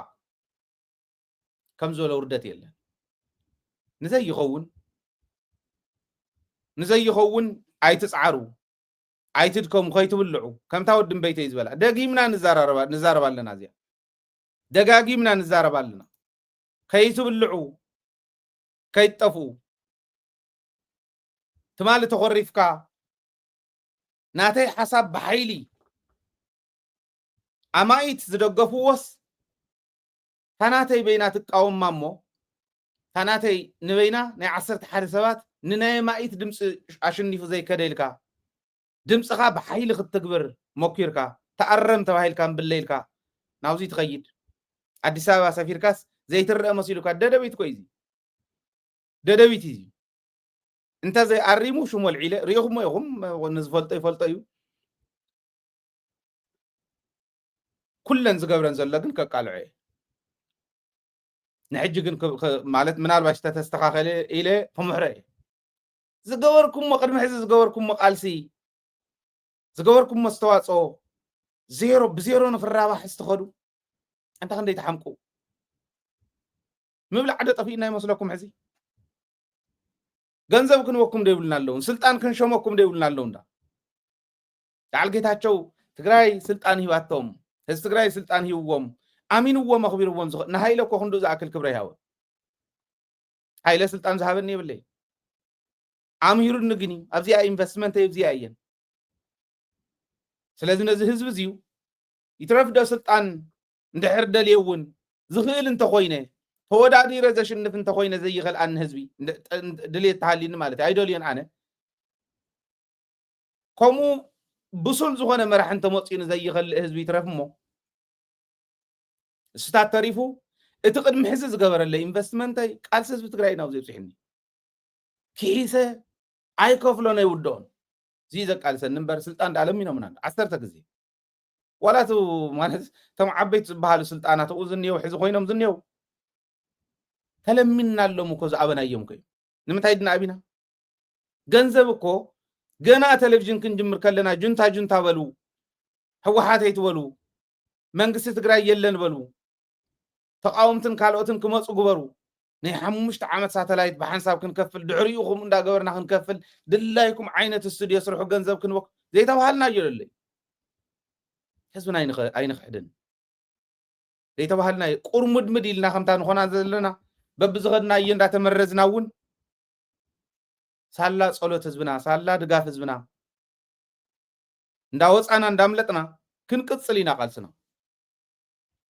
ጥርጥር የብሉን እዚኢት መትከል ደደቢት መትከል ሃይለ أو زي اللون زيو أتوم الملك عم تقاليسهم بحوز تفتون سبات بجنزب نمنتاي كم زور قصلت جرمن إنايتو حزر أخو مودي هذي كم غيرو أخيبا غير لهم أفتى أخيبا تبهله حدا بحدا خنقركم يحزلي زور حدا أبراشن أي تسمعوا أبراشن أي تسمعوا راش تدومز أي تسمعوا تزقرب لهم قربون أي تسمعوا قربين إسنا إلهم تبهله لنا قال تعتولنا تغكل يكونن كندتو عامل أتغكل يكونن تكبر زلو كم تقال زعتكم لنا تكبركم لنا دومزنا ون أيهابكم لنا إلهم أي تراشنون كستخاخليو دومزون كستخاخليو 14 خنوكم ينا إلهم 14 قرش خنوكم ينا إلهم أوي كوينو قاو 14 دا أنت أخونا أنت ناس 500 ميتين قورو لنا نموال وريدهم كم أنت تشعت زول وزن ورو بعلم مجمر يزورو حزر 14 إلهم نحزي أزيا كم إلهم كم هون كن الرادة إنا مس فيدرال إلهم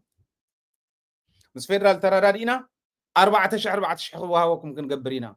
أي أنت هون أنت ناسه 500 ميتين قورو لنا شدش تدتو لين وركمن شو عترت ولا ينوركم شو منترت ولا ينوركم كم زين ديناز مصانا تباهي اي 4 كنرادادا نخلينا مس فيدرال كنزارارب كندت تزول وزلهم غن يكون انت واهيلو اويات ينيرو مالت حاتيتنا كننغركم يلمو نمنيم كحاتو نفيدرال حاتيتنا كننغركم يلمم كيدم فيدرال منغس زدغفو مخانو تግራይ كفرس سراوي تግራይ كفرس يغير كم زلو راي صنيحكم مصي سراوي تግራይ نمفراس እቲ ግዜ ከምኡ ዝገብር ብገንዘብ ተሸይጡ ዝኸይድ ከሉ ኣይሕፍርን እሞታ ገንዘብ ከዓስ ሓንቲ ዳቦ ዘይትገዝእ ገንዘብ በዚያ ዓዱ ሸይጥ ትግራዋይ የብልናን እዚኦም ምናልባሽ ቶም ጉርዲ ጎሊልካ ተውፀ ጉርዲ ኣብ እኽሊ ስለ ዘሎ ከምኡ ክኾኑ ይኽእሉ እዮም ዝብል እምነት ኣለን ፌደራል ሓቲትና ክንነግረኩም ተባሂሉ ቶም ተመሊሶም ከይዶም ዝበልኩም ተመሊሶም ከይዶም ኣለዉ ኣዘራሪቦም ልብ በል ፌደራል መንግስቲ ፀረ ውዕል ፕሪቶሪያ ትግራይ ንምፍራስ ነዚ ትግራይ ከፍርሱ ፀረ ትግራይ ተሰለፉ ሰባት ተሰልፈሉ ግዜ በፂሕሎ ታይ ግን የሚሎም ነይሮም ንዓና ውዕል ፕሪቶሪያ ኤጌንስ ውዕል ፕሪቶሪያ ንኸይትኸዱ ኣብ ትግራይ ዘለው ናይ ዓፋር ሰራዊት ኣብ ትግራይ ዘለው ናይ ኣገው ሰራዊት እዚኣቶም መውፅዎም ተባሂልና ከም ተባሂሉ እቶም ብልውህና ዝኸዱ መራሕቲ ሕወሓት እንታይ ገይሮም ሽዑ በሎም ወድሓን ይኺድ ናይ ዓፋር ሰራዊት እውን ኪዱ ንስኹም እውን ኪዱ እንዳበሉ በቃ ዋላ ብዘይ ምሕጋዝ ቁሉይ ብዘይ ምባል ድጋፍ ብዘይ መሃብ ወፅኦም ክኸዱ ክብተኑ ገይሮሞም ጌጋ ነይሩ ኣይደቀሱልናን ትግራይ እንተየጥፉ ትግራይ ካብ ገፀ ምድሪ ከምቲ ዝበልዎ ምስ ታሪኽ ዝመራመር ሰብ ኩዒቱ ናብ ዘይረኽባ እንተይእተው ዝድቅሶ ኣይኮኑ ንምንታይ ኢና ንኣምኖም ንምንታይ ኢኹም ተኣምንዎም መራሕቲ ይገርመኒ ለዚ ፌደራል መንግስቲ ተዘራሪብና ክንነግረኩም ኢሎም እግረ መንገዶም ፌደራል መንግስቲ ዝድግፎ ሰራዊት ምዃኑ ነጊሮምና ኣለዉ ካልኣይ ነጥቢ ዝነበረ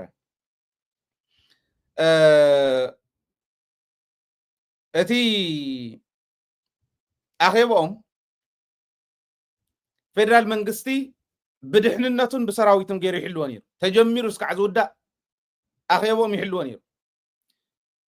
او نمنتايم دا امو خمزي زحلونا زولو زلعل سبات كم زنور سميع تازبلا زنور كعنتو افموزنا بتግራይ يقنعو مسحاتو زقالس يلن توسنه ገንዘብ ደኾን ይረክብ ኢሉ ተታሊሉ በገንዘብ ዝኸደ በገንዘብ ተደናገረ እንተ ዘይኮይኑ ናብ ትግራይ ትኩስ የለን ዝበልኩ እነዚ ኣይገብሩዎን ኣይኮነን ዝብል ዘለኹ ደንቆሮ ክገብሩ ስለዚ ምጥንቃቕ ይደሊ ብጋኖም ክፈርሱ ኣለዎም ወይ ከዓ ካሊእ ሓይሊ ናብኣቶም ዝኣቱ ትዝኸይድ ከምኡ ጌርካ ሰሪሕካ ምስዳድ የድሊ ተመሊሶም ከም ዝትኩስሎም ንዕኦም ዋላ እንተ ዘይተጠራጠርና ብደንቢ ምጥንቃቕ ግን ኣድላይ ስለ ዝኾነ እቲ ሳልሳይ ቀንዲ ዕላማ ትምትእኽኻብ ይብሉ ኣብኡ ዝተላዕለ ዝብለኩም ቀንዲ ዕላማ እዚ ምትእኽኻብ እዚዩ السراويت زيو حوحات دحر قنبت حمشته لك عفتي أتوهالة تبزا بيّنز بلا بارتنت عايشة لنا زول وناتاتهم مندي سو منديهم سراويت حيزنا لنا زول زلو 10% زولهم زنو ورقيتها شو كوني خوليهم ነቶም ሰራዊት ኣኪቡ 90% ከም ዘይድግፈኒ ይፈልጥ እየ 10% ዝድግፉን ሒዘ ግን ክቃለሰኩም እየ ክንዳመ ኢና ኢሉ ይኸይዱ ጌታቸው ቃል በቃል ኢልዋ እዩ ቃል በቃል እንተደሊኹም እዚኣ ኣማኒኤል ኣሰፋ ብዙ ኣብ ደደቢት መፂ ዝበሎ ኣሎ ኣብ ቻናልና ኣለኩም ተክላይ ገብረ መድህን ኣብ ቻናልና መፂ ዝበሎ ኣሎ እዚኦም ረኣዩ ንሃይለ እንተዘይኣሚንኩሞ ማለት እዩ እምበር ሃይለ እሙን ተቃላሳይ ህዝቢ ትግራይ እዩ ስለዚ ክንዳመ ኢና ዝበልዎ ፓርትን እቶም ናብ ዓፋር ከይዶም ኣኼባ ነቶም ሓራ መሬት ኣለና ዝብሉ ኣኪቦሞም ዝኸዱ ሰባትን ዝበልዎ ኤግዛክት ለሓደ ሕወሓት ድሕሪ ጉንበት 5 ሕጋውነቱ ስለ ዘብቅዕ ክእገድ እዩ ይብሉ ክእገድ እዩ ካብኡ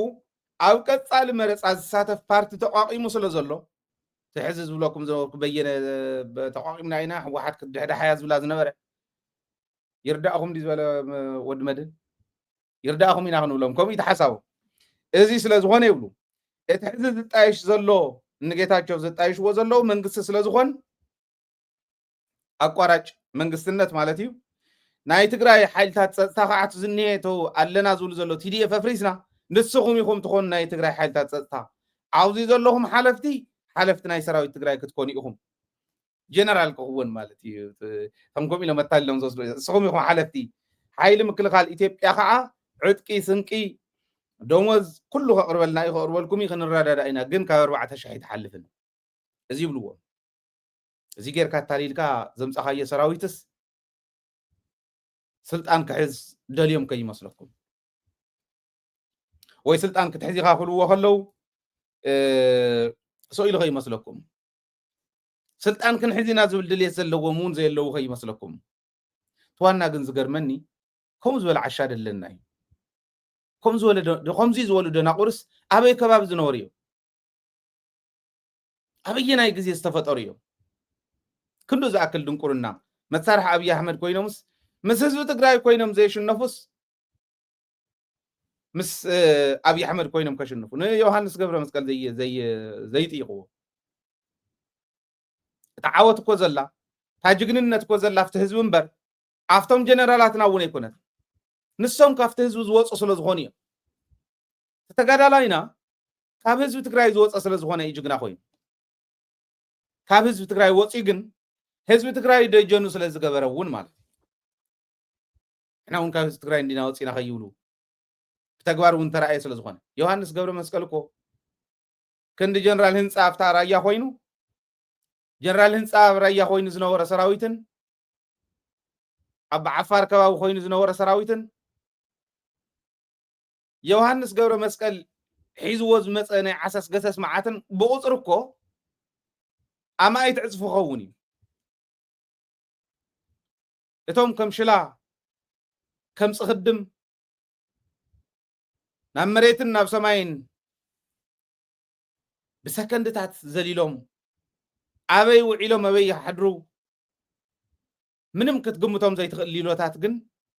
ነቲ ዝመፀ ዓሰስ ገሰስ ብዮሃንስ ገብረ መስቀል ዝመፀ ሓንቲ ጭጉራፍ ሓንቲ ሓለንግም ሰጣዓምዎ በሪሮ ኣዲስ ኣበባ ኣትዩ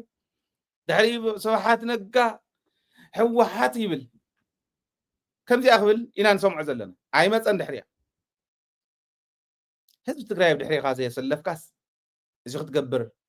ክትስዕሩ ኢኹም ንስኹም ኢኹም ሓይልታት ፀጥታ ክትኮኑ ኢልካ ኣታሊልካዮስ እወ ሓቅኻ ናበለ እናተጎተተ ዝኸይድ ከመይ ዝበለ ደንቆሮ ክኾን ከሎ እዩ ይገርመኒ ኣበዮም ተፈጢሮም እዚኦም ኣበዮም ተፈጢሮም ድሕሪ እንታይ እዮም ዝብልዎም ህዝቢ ምልዓል ክንጅመር ኢና ሕዚ ይብሉ ኣበይ ክጅምሩ ተዘባረረኩም ህዝቢ እቲ በላዕቲ ሰብ ምዃንኩም ነቶም ጨፍጨፍቱ ወዴታቱ ዝደፈሩ ብለይቲ ሓቢኡኹም ትሰዱ ምዃንኩም ዝፈለጠኩም እተን መስዋዕትነት ከፊል ኣካሉ ከፊሉ ዘትረፈን ሓፂን መፂን እትሸጡ ምዃንኩም ዝፈለጠኩም መኸተ ትግራይ መናእሰይ ትግራይ ሕሉፍ መስዋዕትነት ንኸፍሉ ዝገበሮም ብኣየር ቶም ጀጋኑ ሎጂስቲክስ እከለ መርሐ ነይሩ እከለ ከምዚ ተገበረ ትብልዋ ታጅግና ኣብ ዘይብልና ሎጂስቲክስ ሃልዩና ኣተኣኻኺላ ኣብ ቃዕቂዓ ዝኸደት መራሒት እያ ከምዚ ዝገብሩ መራሕቲ ካሊእ ተኣምር ይሰርሑ በዓል በየነ نزين داخ شافو زنورو زي نقدكو أنا نقد زي يترفكو نداولو ورق تقراي زوررو كاو ورق كوميشن زولع زنورو كاب كلاشن دبرون قلنا نادق على سمن سي تقراي كاب كلاشن كوميشن زولع زنورو تا أخاخيوم مصيوم كم زخ قبرنا أميلهم محساوم أنا I don't know نتهزبو ونكن من هزبي يغلع على الله اتو تم جاغانو زرخوون كلاشن كاب كلاشن كوميشن داول عزنورو كلاشن شطو زنورو بعرش شاي مرسا او انباتات تسقيلهم سلك دويلهم زچفچفو زنور بعل سلامون معشو مسوا على تاخلتو دق زعم زعز بهالو خرا محشنا تماخرو ناتزرارو مرداتا زحلف زنور بعل كنديا توم زوررو زوررو مخاتا زخشوف بعل بينه توم صلات ترب لهم سردو تግራይ ክልተ ዓመት ሙሉእ ዝሓመስዋ በዓል ጌታቸው መጽየመ ብያን መሬት እግሮም ረጊጾም እዮም ህዝብ ከልዓሉ ታይ ክኾን ከሎ ህዝብና ንሕና እንታይ ክንገብር ከለና ሕዚ እናደፋእና ጸላእትና ናብ ከምዚ ሕዚ ኣትዮም ዝኔው ፍርሒ ኣትዮም ኣለዉ የተከዜ ዘብ ናብ ለፍቲ እንዳቋቆም እንዳሃለወ ንዑ ነቲ ዝቋቆም ዘሎ መሬት ትግራይ ሒዘ ፍጹም ይለቅቕን ዝብል ዘሎ ኣብ ክንዲ ምውጋእ ነቲ መሬት ትግራይ ሒዝካማ ክትነብራ ይትኽእልን ዝብል ዘሎ ጅግና ክፍትኑ ተኣኻኸው ቆልዑስ ህዝቢ ትግራይ መጽዮም ክእምኑ ከመይ ዝበለ ክኾን ከሎ ህዝቢ እዚ ልቢ ኢልካ ምርኣይ የድሊ ሙሰት ተሓሒዝና ንርኣዮ ኣብ ሓራ መሬት ኣለና ኢሎም ኣብ ጎንደር ግን እንታይ ይበሃል ኣሎ እስክንራእዮ ትልቁ ሰርፕራይዝ የአማራ ብሔራዊ ክልላዊ መንግስት ወልቃይት ጠገዴ ሰቲት ሁመራ ዞን አመራሮች የወረዳ አመራሮች የከተማ አመራሮች የዞኑ ከፍተኛ አመራሮችና በጋራ በመሆን ኢትዮጵያውያን ተባብረው 2,118,212 ብር ለእናትዋ ጎንደር ይዘን ከች ብለናል ብለዋል። እናመሰግናለን። ባሉበት አመስግኑልን። አንዴ በጣም እናመሰግናለን። እዚ ዘይሕሞ ትግራዋይ ኣይኮነን ዓፋር ኪድ ኣብ ሓራ መሬት ኩን ኣብ ጉድጓድ እቶ ኣዲስ ኣበባ ኹን ካብ ፓርቲ ጣይሽ ናይ ኣብይ ኣሕመድ ኣማኻሪ ኹን ናይ ብርሃኑ ነጋ ኣማኻሪ ኹን ብዘየግድስ ህዝቢ ትግራይ እዚኣ ዘይርዳ ኣይኮነን ካብዙ ንላዕሊ ካባኹም ንላዕሊ ፖለቲከኛ እዩ እቲ ህዝቢ ናይ ምዕራብ ትግራይ ዞባ ምዕራብ ትግራይ መሬት ሓሪሶም ሰሊጥ ሸይጦም ካብቲ ንብረት ህዝብና ኣበሳዊሶም ኣራኺሶም ገንዘብ ሒዝናስ ንናይ ጎንደር ልምዓት ኮሪደር ካብ ሹም ቀይሮም ንምዕራብ ትግራይ ወልቃይት ጸገዴ ሰቲት ሁመራ ዞን ይብለኩም ኣሎ ጽባሕ ንጎን ቆጻጸሮ መሬትና እዩ እሱ ጥራሕ ኣይኮነን ለማሉሞ ምላሽ ኣልዋሃ ምላሽ መሬትና እዩ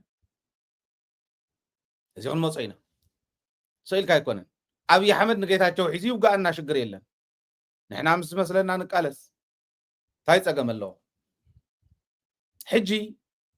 መሬትና ፀበቐት ትኸደላ መሬትና ፈለየት ትኸደላ ጉርዱ ይኺድ ቀደሙን ተዋጊኡ ከሽንፍ ዝኽእል ኣይኮነን ጉርዶም ከይዶም ኣሎ ጉርዲ እየ ዝብል ጉላል እየ ዝብል ሕዝውን ይተሓወሶም ተስሓራ መሬት ይበል ተስካሊ ይበል ኣብ ጎንደር ግን እዚ ይበሃል ኣሎ ሕሞራ ከመልሰ ኣይኮነን ዝብለካ ዘሎ ተኣኪቡ ዓፋር ሕሞራ ከመልሰ ኣይኮነን ዝብለካ ዘሎ ጌታቸው መሬት ማንም የመሓድሮ ኢልና ኮይ ከምኡ ኣይኮነን ዝብል ዘሎ በየነ ሓድነትና ከይድልድል ክንበታተን ገይሮም ውዳበታትና ፍሪሶም በዓል ጻድቃን ሕጂ እውን ይፅዕር እዩ ዘሎ ፖለቲካ ያ ክትኮነሉ ድሕሪ ሕዚ ዲፕሎማሲ ብጻድቃን ትመፅእ ዲፕሎማሲ የላን ውዱቕ ሰብ እዩ ውሩድ ሰብ እዩ ዘምፃ ለውጢ የብሉን እመኑ የብሉን እንታይ ዳ ግን ተድልየና ምናልባሽ ደናቁር ብዝኸድዎ ጉርድታት ይኸድዎ ናብ ዘለው መንገዲ ዝኸዱ ዘለው ብደንቢ ክርድእዎ ነታ ተቆርሞመት ትግራይ ነታ ሓዝ ተቆርሚማ ዘለው ንዕርዮም ከቆርሞሙን ድዮም ክውስኹን ድዮም ዝኸዱ ዘለው እምበረው ዓፋር ተኣኪቦም ብኣብይ ኣሕመድ ተመዊሎም ነታ ኣብይ ኣሕመድ ዘቋቆሞ የተከዜ ዘብ ዝብሎ ዘሎ ለይትን ቀትርን እናስልጠኑ እናወሰኹሉ ዝሓድሩ ዘለዉ ብፍርሒ ኣብ ስሪኦም እንዳሸኑ ዝሓድሩ ዘለዉ ሰባት እዮም። ግን በቲ ሓደ ወገን ነዚ ክዋጋእ ኣይኮነን ኣብ ዓፋር ዝቋቖም ዘሎ ነዚዩ ከልቅቑ መሬትና ከምልሶ ኣይኮኑን ትግራይ ንዕኦ መልቂቓ መሬታ ከይተምልስ ክብድሁ ካልእ ፈተና ክኾኑ ከምኡ ናይ ፀላእቲ ታሪኾም እዩ ሃፀይ ዮሃንስ ሂወቶም ዝኸፈልሉ ብድሕሪት ኮይኑ ዝወግኦም ባንዳ ምኒልክ ዘቀነባበሮ ስለ ዝነበረ እዩ ጀነራላትና ምዕራብ ትግራይ ከምልሱ ክኸዱ ከለዉ ኣከርካሪውን ተመልሰዋል ዝብልና ዘለዉ መከላከያ ናይ ኢትዮጵያ ምስኦም ኮይኖም ምዕራብ ትግራይ ከምልሶ ኣይኮኑን ዓፋር ሰፊሮም ዓዲ ሸይጡ ህዝቡ ሸይጡ ፅባሕ ንግሆ ደደቢት እናሃለወ ባንዳነቱ ዘይተፈለጠ ክተርፍ ዝብል እንተሃልዩ ተጋጊዩ ፋሕብትን ከቢልና የሚና ምስ ህዝብና ኮይና ባንዳ ባንዱ ጉርዱ ክጉለል ጌርና ኮይና ምስ ህዝብና ኮይና ገና ክንቅፅል ኢና ከዓ ብደንቢ እንዳደልደለ ኸዲ እንተ ኮይኑልና ሬድዮ ክንከፍት ኢና ማሕበረሰብና ብምልኡ ብደንብ እንዳርዳእና ክንከድ ኢና ዝነበረና ሬድዮ ክነላዓሎ ኢና ማለት እዩ ህዝቢ ካብ እግሪ እስካዕ ርእሲ ካብ ህፃን እስካዕ ሽማግለ ነዚኦም ክርድኦም ክእልሎ ንዖም ርዳእ ጥራሕ ኣይኮነን ከምኦም ዝበሉ ባንዳታት ከይፍጠሩ መሬት ትግራይ ናይ ከም ዝበለ ባንዳ ዓትብቲ ዝቕበረላ ከም ዘይኮነት ከፍልጥ ክኽእል ኣሎ መሬት ግን ትፈልላ ሕዚ ትፈልላ ኣድላይ ዝበሃል ርክባት ክንገብር ኢና ምስ ዝመስለና መሰልና እዩ ህልውናና ክነድሕን ስለ ዝኾነ ከዓ ግዴታና እዩ ክንገብሮ ኢና እዚ ይግበረ ጎንደር ተዓንተ ወይ ዘርኣኹም ስእሊ ተኣኪቦም 4,000 ክንገብረልኩም ኢና ፀገም የለን ኣብይ ኣሕመድ ሓግዝዎም ንኤርትራ ውረሩ ደሞዝ ክንገብረልኩም ኢና ሬድዮታት ዶ ካልእ ክንገብረልኩም ኢና ሕወሓት ክነፍርሳ ኢና ድሕሪ ስልጣን ክትሕዚኡኹም ሕወሓት ትግራዊት ውድብ እያ ኣብ ልቢ ህዝቢ ትግራይ ዘላ ውድብ እያ ሞር እንዳሰጠመ ክርክብ ህዝቢ ትግራይን ሕወሓትን ክትገብሩ እንተዘይኮንኩም 40% መሬት ትግራይ ተታሒዙ ተቆርሚማ ትግራይ ሓድነት ኣፍሪስኩም መይስኩም ነት ዝተረፈ 60% ክትሕዙ ትኸዱ ይርዳእኹም ዘይኸውንን ንኤርትራ ሒዙ ንትግራይ ቀቢርዋ እዩ ኤርትራ ግን የላን ሕዞ ተናእሰት ዝገበርዎ ምግባር ይኣብየና ንሕና ንዘላቕ ረብሓ ንዘላቕ ህልውና ክልቲኡ ህዝቢና ንሰርሕ እዚ ስለ ዝበልፅ ከዓ ኤርትራውያን ብደንብ ተቐቢሎሞስ ኣብዚ እኳ በፂሕና ኣለና ኣብቲ ሕዚ ትርእይዎ ዘለኹም ርእሲ ክብለኩም ደልየ እዚ እዩ ስለዚ እዚኦም ብደንብ ተረዲእኻ ህዝቢ ትግራይ ነቶም ባንዳታት ዝኸድዎ ዘለዉ መንገዲ እውን ብደንብ ተረዲእኻ ሓድነትካ ስጢምካ ደገን ውሽጥን ዘሎ ተናቢቡ ዝጎደሎም ማል እዩ ንሕና እንታይ ጎዲልና ነይሩ ከም ሚድያና ክነጠናኽር ኢና ሰራዊት እንታይ ጎዲልዎ ነይሩ ከም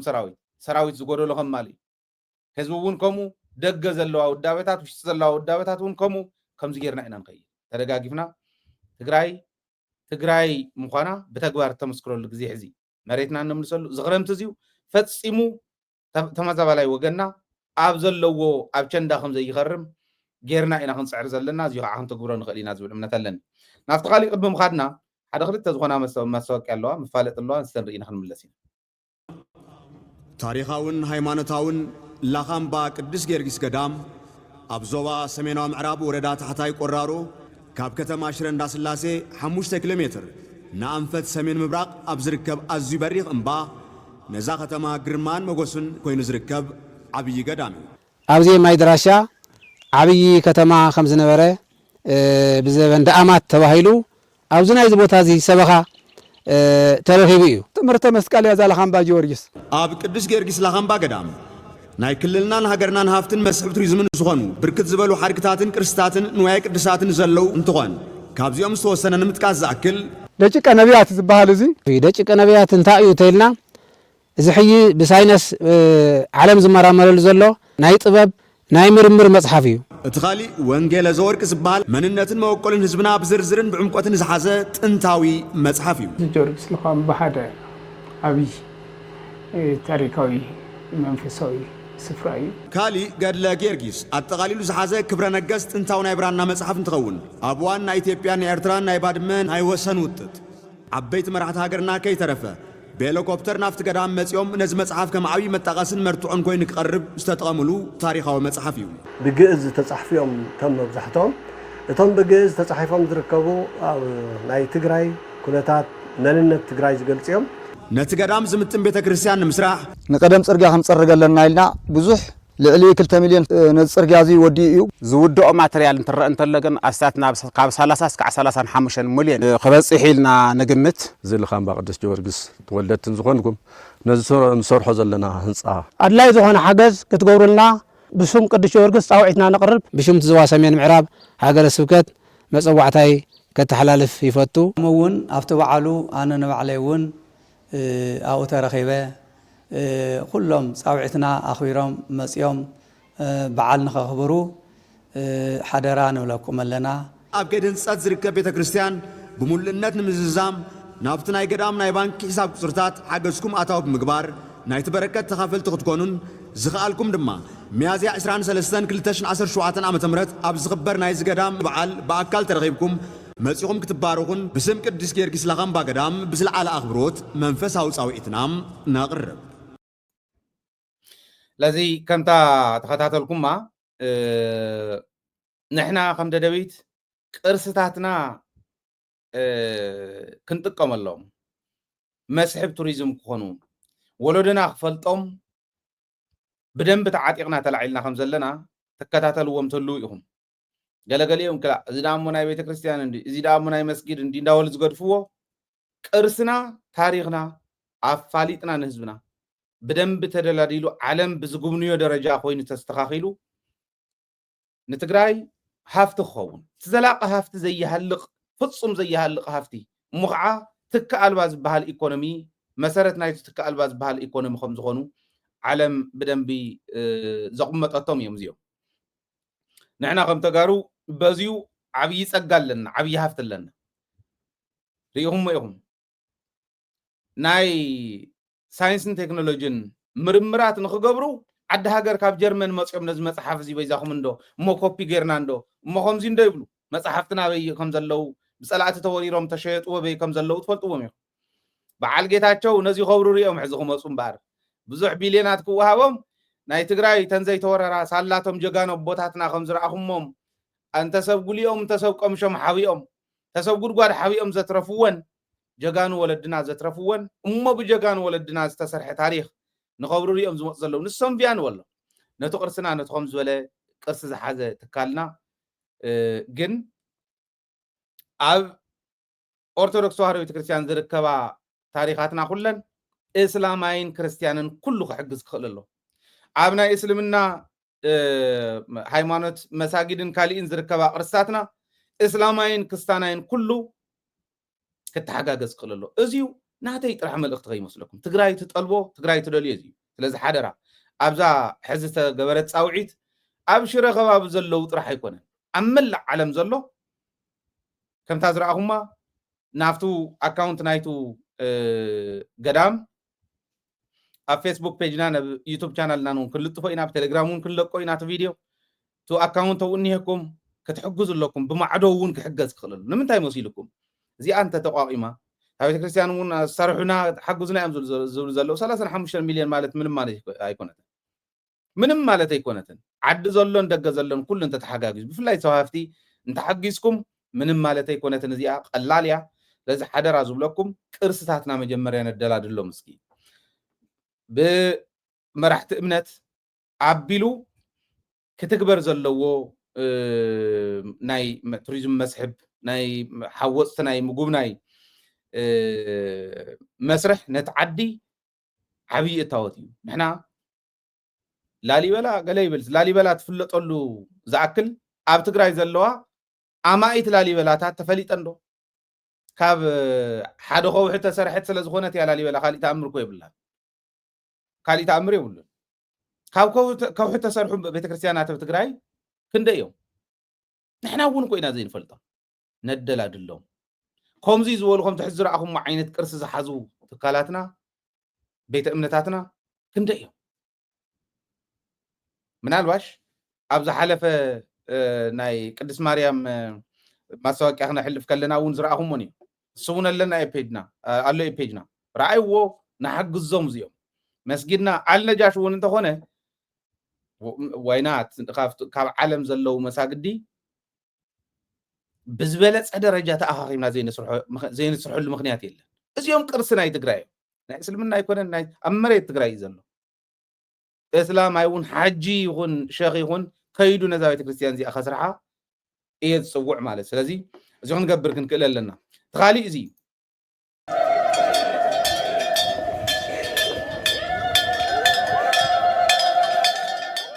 በስመ አብ ወወልድ ወመንፈስ ቅዱስ አሐዱ አምላክ አሜን። ኩልኩም ምእመናን ናይ ፈታዊኹም ናይ አማላዲኹም ናይ ሓላዊኹም ቅዱስ ጊዮርጊስ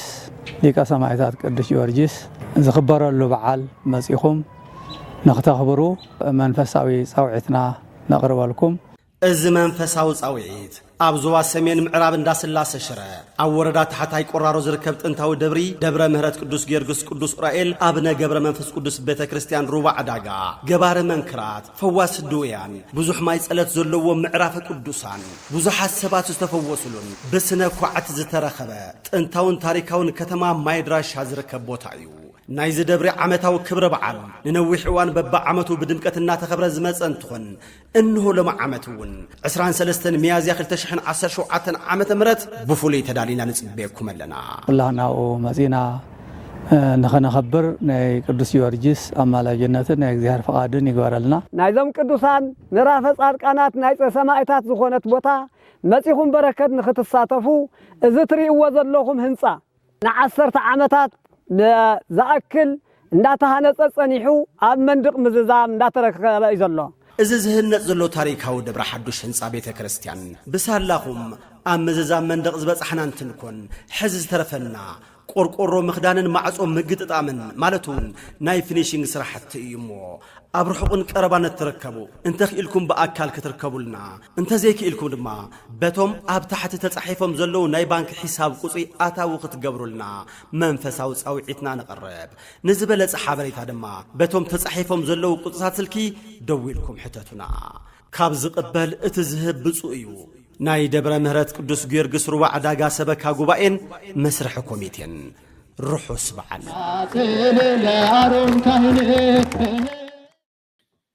እዚኣ እውን ከማ እያ ኣነ ዝገርመኒ ሓደ ታሪክ ክነግረኩም ብዛዕባ እዚ ቅዱስ ጊዮርጊስ ሊቀ ሰማዕቲ እዩ። ቅዱስ ጊዮርጊስ ሊቀ ሰማዕትነቱ ፈሊጦም ህዝቢ ትግራይ ንቅዱስ ጊዮርጊስ ዘለዎ ክብሪ ፈሊጦም ጸላእትና ኩሉ ግዜ ዘልዕላላትኒ ናይ ጀነራል ኣሉላ ኣባነጋ ታሪክ ንጣልያን በዚዩ እንተመፀና በዚዩ እንተመፀና በዚዩ እንዳዘለለ ብዝረኣናዮ እንተይኮነስ ብቅድሚት ተረኣናዮ ብድሕሪት ብጎኒ እንተረኣናዮ በቲ ሓደ ጎኒ እንዳኸደ ምን ድብድብ ዘበለና ኣብ ፃዕዳ ፈረስ ተሰቂሉ ዝነበረ ሰብኣይ እዩ ምስ በሉ ናይ ቅዱስ ጊዮርጊስ ታሪክን ህዝቢ ትግራይ ንቅዱስ ጊዮርጊስ ዘለዎ ክብርን ዝፈልጡ ጸላእቲ ኣሉላ ከይበሃል ኣልዕለ ቢሎም በቃ ንቅዱስ ጊዮርጊስ ንሃቦ ንዓና እንተኢልና እያ ናህናኡ ዝነበሩ እንተኢልና ኣይኮነን ክብሉና እዮም ክንዋረድ ኢና ናትኩም ኣይኮነን ግን ክንብለሉ ንኽእል በቲ ዘኽብርዎ ብቅዱስ ጊዮርጊስ ጌርና እንተሸሊምና እንተወሲድና እያታ ታሪክ እያ ኢሎም